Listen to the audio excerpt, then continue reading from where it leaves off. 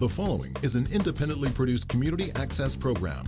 The viewpoints expressed are those of the community access producer and do not reflect those of Shaw Cable Systems. The program is presented in response to CRTC policy guidelines regulating community programming.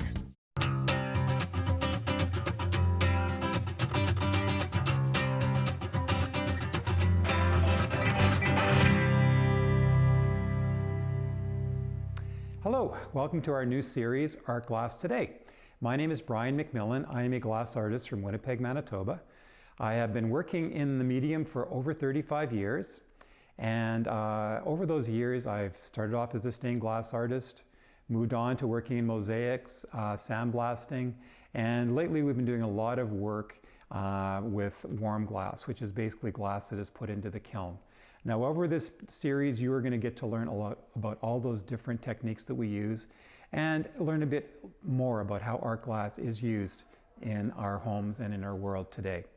But to understand the present, we need to go back to the past and understand the voyage that has got us to this point in working with art glass.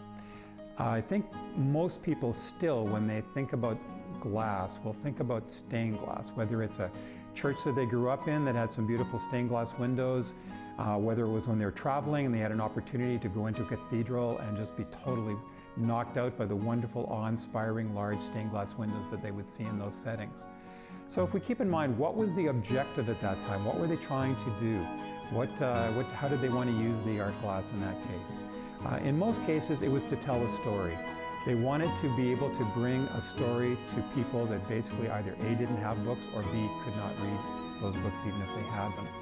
After that, as the churches got bigger windows, it became important to actually be able to control the light, which is still the same reason that we use art glass in our homes a lot today, to control the light. So they had these larger windows. They wanted to keep the people focusing on the priest or the minister at the front of the church at the altar.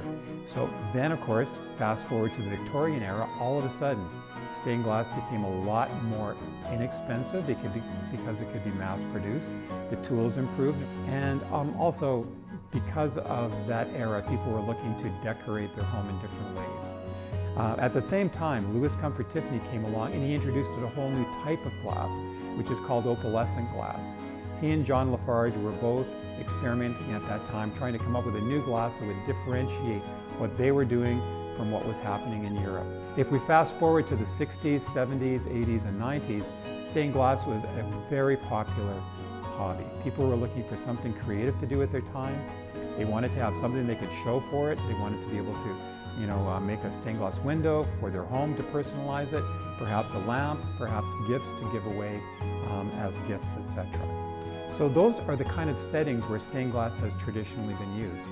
What I'd like to do now is take a minute and we will look at some of the different styles of glass and the different types of art glass that are available for us to use in our homes today. First of all, I would like to talk about what is called cathedral glass. Now, cathedral glass basically means that you can see through it. It can be clear, such as this piece, or it can be colored, such as this piece here, and it can have a texture to it. So the clear glass here in my one hand is called raindrop, and the way these textures are imparted to the glass, there are two rollers, and when the glass is in a molten form, it goes through the roller like this, and the bottom roller will have the texture to it. So the top is smooth, so we can cut it. The bottom has a texture to it. The texture can be raindrop, which I think we can see here, the different raindrops. It can be what's called a ripple texture. And a ripple texture, you can see the way it catches the light. This is fantastic for borders on projects, etc., or somewhere where we want to have a nice sparkle. These glasses are frequently used today by people in their kitchen cabinets. This one is called crinkle and looks really fantastic in a kitchen cabinet. It really catches the light. And you don't need the light to go through this glass to be effective. It's really nice just bouncing off of all these crinkles that we have on the texture of this glass. We also have this glass here, which is called Flemish, and again, can be very attractive in a border of a window or for a kitchen cabinet. And there are some other ones that are really meant to be more standalone. This one is called a more of a Celtic design, they call it actually. And so this is an example of how you can get a colored piece of glass with a texture on it. But keep in mind that as we're using glass for, we're going to be cutting glass for different purposes, there's always one smooth side to the glass. I was mentioning opalescent glass, and this is an example of opalescent glass. And so you can see the difference with this glass is you can't see through it. So Tiffany wanted the eye to stop at the glass and for people to be looking at his artwork and not looking through the window. So this is great for that. And also, if you can imagine, if you're doing a stained glass lamp, you don't want to see the bulb and all the workings of the hardware inside the lamp. So opalescent glass is fantastic for that. There are glasses that are in between those two. So this one, as you can see through quite readily, but it's not totally clear. It has an interesting streak to it. So this is called a streaky opalescent or a streaky cathedral, depending on how you want to look at it. And lastly, I'd just like to show you one specialty glass, and this is also a glass that Tiffany kind of invented, I guess you could say. This is called fracture streamer glass. So not only do we have the clear glass with a bit of a texture to it, but we have these wonderful fractures, and the fractures are the little blue pieces here, the green pieces that you can see. The way those are created is they blow a bubble when the glass is molten the size of a human being. They smash it so that the glass is super, super thin. Take all these little shards and put them on a small metal table. The black lines are called streamers, and those ones are created by taking a 1/4-inch piece of glass, heating it up with a torch and stretching it, then taking those pieces, putting on this metal table, and then taking the clear glass, going through the 2 rollers, and then dropping it down on top of these, and it becomes embedded in the back of the glass. So this glass is fantastic. It was often used by Tiffany to give the feeling of a field of flowers, for example, or if there was a fall scene, he has some versions of this that have got oranges and browns, etc., and it's perfect for that. So that is the material that we're going to be using when we're working in art glass, whether it's stained glass, fused glass, whatever. We have all these different types of glass to work with. So what I'd like to do now, I'm going to clear off my work table here, and I'm going to get some tools, and I'll show you how to cut glass.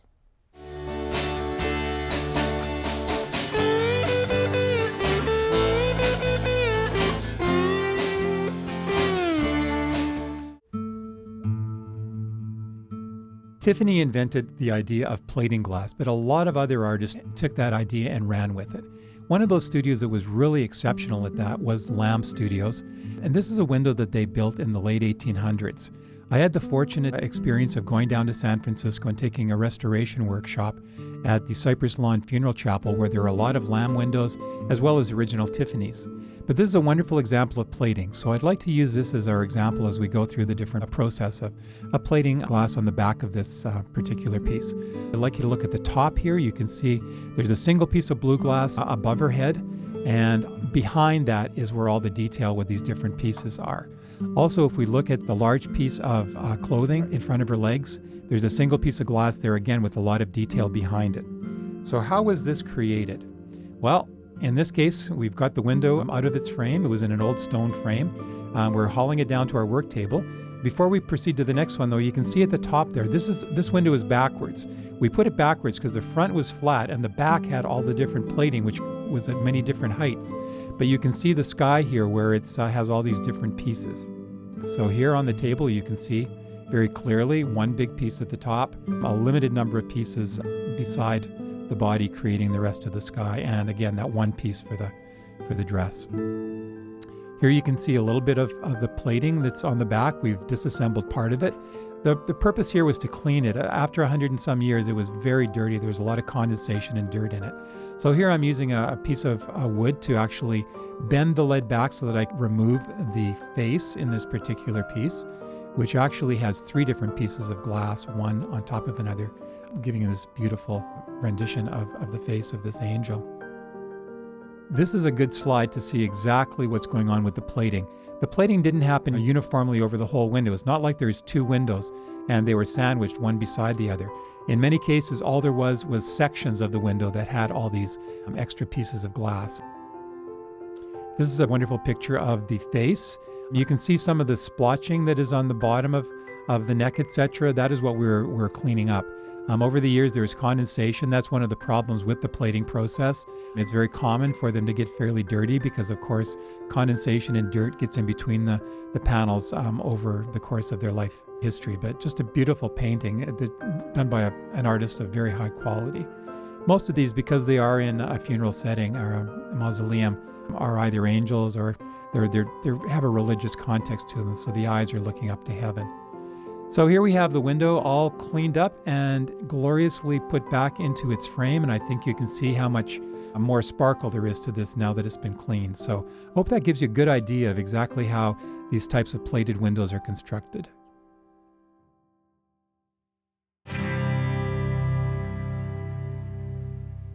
So what is this material called glass that we're going to be trying to cut into different shapes? It's important that we think of glass in a different way than we do a lot of other things that we cut. I mean, we cut paper, we cut a loaf of bread into slices, we cut wood. But glass is really a totally different material. Now, a scientist will tell you that glass is actually a supercooled liquid. And I like to visualize it as having a skin on the top, a skin on the bottom, and this supercooled liquid in the center. And what we want to do is we're not trying to cut through deeply into the glass. We want to put a point of weakness on that top skin so that when we apply pressure and bend the glass, it will break along the mark that we put on the top, which we call a score. Over the centuries, glass has been cut in many different ways. In medieval times, what they had was 2 hot pokers and a piece of glass. They would put 1 hot poker on the top, the second one on the bottom, and they would actually heat fracture the glass. Of course, this was not a very accurate way to cut the glass. If you look at a medieval window, especially the earlier ones, they were generally large pieces of glass, and they didn't have to be cut all that accurately. Over time, they developed different pliers they could use to shape the glass and to become a little more accurate. But that is the way glass was cut for hundreds of years. In the Victorian era, things took a huge step in a positive direction as far as our ability to cut glass. The first thing that happened is Fletcher Terry came up with a glass cutter which has a wheel on the bottom of it. So this wheel would actually roll along the glass and make this mark that we want to make, which is called a score. Before that, one step after the hot pokers, they did use industrial diamonds. And there's still people that come in asking about industrial diamonds. I guess they must have read about them in old books. But industrial diamonds never really worked all that well. They were not that accurate, and they did not get you a good score on the glass. This wheel is really what made things much easier for glaziers to cut glass into different shapes. And of course, if you think about the Victorian era, all the wonderful things that were happening, all the different curly cues that were being used in designs, a lot of circles, a lot of different odd shapes, paisley designs, etc. This cutter is what made it all possible. So for many decades, this glass cutter was the most popular glass cutter on the market. It's still used. There are 3 different slots on this cutter. At one time, they used to have what was called single diamond, double diamond, and plate glass. And these were used to nibble little amounts off the glass. These days, our glass has gone metric and they no longer really perform any function. But this is a viable cutter if you're only cutting 1 or 2 pieces of glass. You don't plan on making a profession of cutting glass. The way this cutter is to be held is between your first and second finger. Your thumb goes at the back and your first finger goes on the front. So it's kind of like having tea with the queen. Your little finger is sticking out to the side. Now I'm going to show you a number of different cutters before we get into the cutting process. But this is the least expensive cutter you can buy, and it will be good for 1 or 2 projects, or if you're only cutting some clear glass at home to replace a window panel. In the 60s, it became much more important to come up with a glass cutter that was easy to use. When people started to do glass as a hobby, they didn't want to spend weeks and weeks learning how to cut a piece of glass using a cutter that was not going to be very user-friendly. So there's a number of changes that were made. First of all, this cutter has a much smaller wheel on it. I think you can see that it's quite tiny. So if you can imagine you're going through the mountains and you're going to be turning on some corners, you're going to be much happier if you have a small sports car with small wheels that can really track well than if you're in a large semi-trailer that is going to take a lot more space to make those turns. So with this cutter head, you get a much better score when you're cutting curves. It also has a hollow handle, and the hollow handle is meant to put oil in. With the steel wheel cutters, what they used to do is stick their finger in a mixture of kerosene and oil, make a mark on the glass, and then cut through it. So with this cutter, what they could do is they could put the oil in the handle, and as they push down on the cutter, you can see there's a little bit of movement. That would allow the oil to come down and lubricate the head while it was being used. So making a straight cutter with a carbide edge was the next step. Then there are a lot of people that didn't have a lot of physical strength. And so they came up with a pistol grip cutter that you could hold like a pistol, and you could get your whole arm, your whole body into it. And you didn't have to try and hold the cutter with your two fingers. So the pistol grip cutter is a really good choice if you don't have a lot of physical strength. A cutter that's come out in the last decade or so, which I am very fond of, is called a Thomas grip cutter. And I did avoid this cutter for many years because I thought it looked like it was just a gimmick. But I found that my fingertips were getting quite sore from holding the straight cutter. With this one, this fits into the web of my hand, and my whole arm again can put the pressure on this cutter. I don't have to rely on my fingers to hold on to the cutter tightly. That allows me to use a lot less effort when I'm making my score. And finally, this is just a different version of the Thomas grip cutter. This is called a tap wheel cutter. And the advantage of this one is it's for people with bigger hands. And actually, I find that the Thomas grip, the smaller one, is perfect for me. But this one, that does have an opportunity for you to actually flip everything around to make it more suitable for someone with a larger hand. So there's a little insert here which slips on. Then we can flip this around so that the palm paddle is further down the handle. And then we put this back on. So now if you have a larger hand, which as you can see, mine's not getting down to where I'd like it to be, this cutter is perfect for people with larger hands. So what I'd like to do is I'm going to show you how to use these glass cutters, but I'm going to get a couple of pieces of colored glass, come back, and we'll take a look at how to cut glass.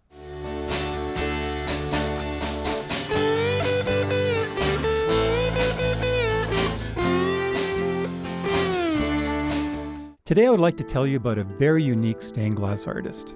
His name is Marc Chagall. He is a Russian who was born in 1887. He lived to be a very ripe age of 98, dying in France in 1985. He came to stained glass towards the end of his career, and probably his jewel in the crown of his stained glass work are the Jerusalem windows, which are installed in the Hadassah Memorial Hospital in Israel. I was quite surprised when I started doing some background in this. These windows are in a very small chapel. As a matter of fact, there's 12 windows, and there's 3 on each of 4 walls, and they take up the complete wall. So I would love to go there sometime. Apparently the floors are stone. The stained glass windows, the light that is reflected out of them is reflected and absorbed by these wonderful stone floors as well as the walls that surround them. So what's unique about Chagall is that he came from a background of being a painter. And so he didn't really want to follow all the rules. In stained glass, as you can see from this slide here, there's a lot of black lines that are normally separating all of the designs in the stained glass window. When you look carefully at this though, you can see that that's not happening with Chagall. There are all these different buildings in that blue section in the center. All the images are actually contained within a single piece of glass. Now, how did he do this? You know, it was something that hadn't been done all that frequently up until this point. Well, he had a partner whose name was Marc, and he was from France. He had worked a lot with glass, and the manufacturer of glass in France, Saint-Just, made a lot of glass specifically for this project. So if you look at the wonderful blues, greens, reds, golds that are created here, those are glasses that are called flashed glass. They have a thin layer of color on top of a clear or a lighter base. In many cases, in this particular window, for example, it's a bit of a yellow base. So what they could do is they could use an acid to eat away a lot of the color. So for example, in this one in the center, you can see where it's totally clear. There are little bits of blue that are still showing through, and that is the color from the flashed glass. Also to the left of that, there's the two doves, and those again are in a red glass, a red flash glass, and they eat away different areas to show the lighter color underneath. So what Chagall also did is he used a black paint, and it's a vitreous paint that is actually fired into the glass. So all of the dark black lines that you see, the details, are painted on by hand. And vitreous paints are a mixture of powdered glass and actually lead. The lead helps it to flow nicely into the glass when it's actually fired. So they used a mixture of glass paint, glass enamels. Sometimes to add just a little extra something, they'd put some enamels into there. And also these pieces are very large. Like these windows are 11 feet tall and 8 feet wide. So some of these individual pieces are also quite large. So that is something, again, that was it's unique in the stained glass industry. Normally you want to have smaller pieces, again, because you're using all that detail that you're creating by those different pieces. If you get a chance to go to Israel, go to the Hadassah Hospital and see these in person. I think it would be a trip well worth taking.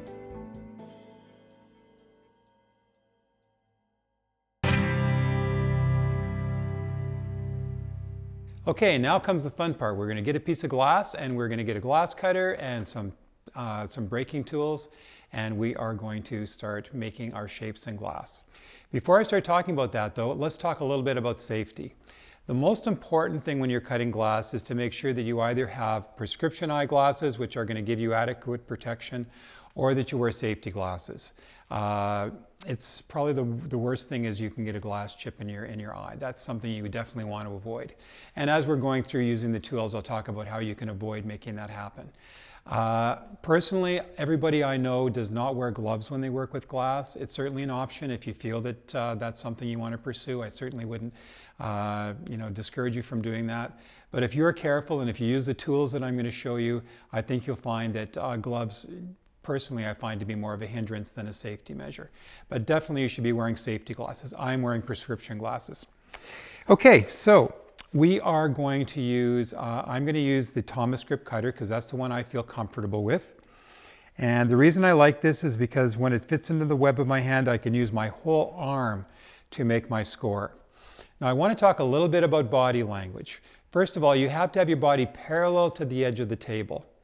And of course, then we have to talk about what kind of a table you're going to be using. This table is actually a little too low for me. I would highly recommend that if you're going to be doing much glass cutting, you have a table built out of 3/4 inch plywood, and it should be approximately hip height. You don't want to be bending over constantly. It's very hard on your back. So I would suggest a really good hard surface. I do not like cutting on carpet or drywall or anything that actually is going to cause the glass to bend. You want the glass to remain completely straight. What I'm using here is a waffle grid. And this is made specifically for the glass industry. And I think you'll find that the glass cutter, the waffle grid, and the pliers are available at your local stained glass shop.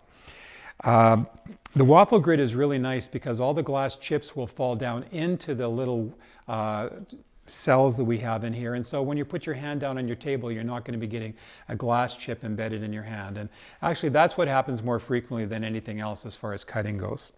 So we have our body parallel to the edge of the table, and I would suggest cutting up at roughly a 45-degree angle. So adjusting our glass so that that's possible. Basically, the Goldilocks principle comes into play here. Too hard a score is not a benefit. Too light a score is not a benefit. You want to be just right in between. The best way to get a good score is to have a good sharp glass cutter. If you've had one that's been sitting around for years and years, you'll probably find that even if you haven't used it, the wheel is oxidized and it's not going to be that effective. So you want to make sure you have a good cutter. These days, the ones with the carbide wheels are definitely the way to go. Body parallel to the edge of the table. If you can imagine that this work surface is your glass, if you put your glass cutter right on the edge and you push down, it'll just keep rolling off on you all the time. What you want to do is put it on the edge and then slightly forward and then start making your score. So I've got my glass here, and now this is just basically regular 3mm glass. All art glass is basically 3mm. There's no value for us having thicker glass. So I'm putting my glass cutter on the edge. I'm going slightly forward, a minimum 1/8 of an inch, sometimes 1/4 of an inch, and I'm going to make a score from one side to the other. That scratching sound is called the score. That was what I would consider a good pressure, a good amount of pressure for this score. Now I'd like to push too hard just so you can hear the difference. And if I hold this up, I think you can see that this score is dramatically darker than my first score, which is what I would consider a proper score. Overscoring, it'll break okay on a straight line like this, but when you start doing curves, it's not going to break anywhere near as well as a good medium pressure score. So once we've made the score, how do we break it? There are a few different ways. The simplest thing is to use your hands. And what I'm going to do is I'm going to be going up with my fingers and down with my thumb. So I'm twisting it like this. So I put one thumb on one side of the score, the other thumb on the other side, and I am applying pressure. So I'd like you to see, basically I was bending it that amount of degrees to break it with my hands. Now the other option is to take a pair of running pliers. And you can see with these running pliers, there are curved jaws top and bottom. And what they do is they're going to mimic what my hand was doing. They're going to push down from the corners and up from the bottom. Notice there's a screw on the top of this tool. So that is your clue that this tool is being held properly. If I flip it over, it's going to do the total opposite of what I want it to do. You can see that it's smiling at me. It's telling me that I'm making a mistake. So have your screw facing up. Now in reality, that's also a good thing to keep in mind with your glass cutter. The glass cutter also has a screw on it, and we want to keep that screw facing up. So the running plier has a line on the center which is in line with our screw. In this case, I'm going to just line it up with my score line and squeeze. And I'd like to show you the small amount of bend that was required to break that. So with the running pliers, your success rate is going to be much higher because you don't have to bend the glass as much, and therefore you have more control of it. Now these pliers are wonderful. I can now take this piece and cut it in half. And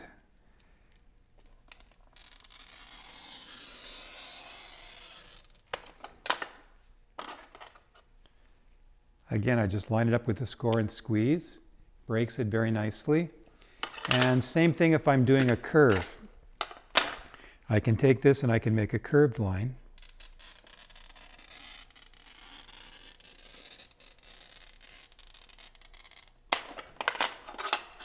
And I can take this, and the only difference with the curve, now you can see why we call this running the score. When I started putting pressure on this end, it's actually, the score has been separated all the way to this point.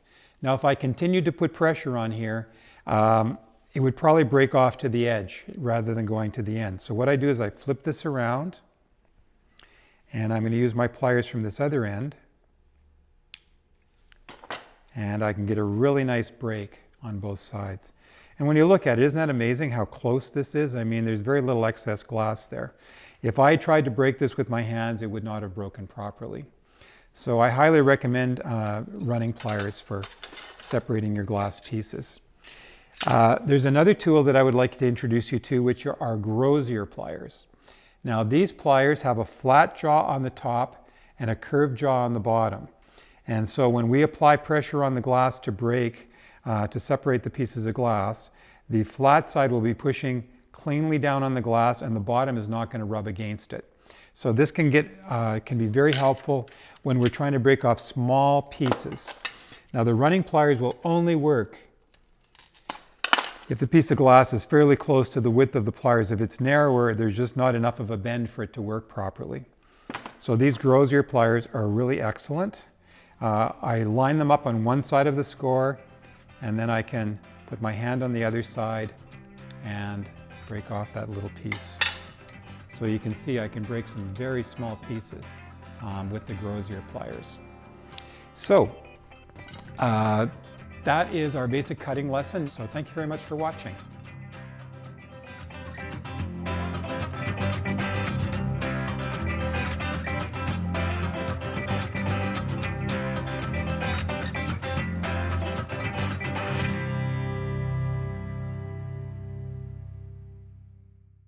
The proceeding was an independently produced community access program. The viewpoints expressed are those of the community access producer and do not reflect those of Shaw Cable Systems.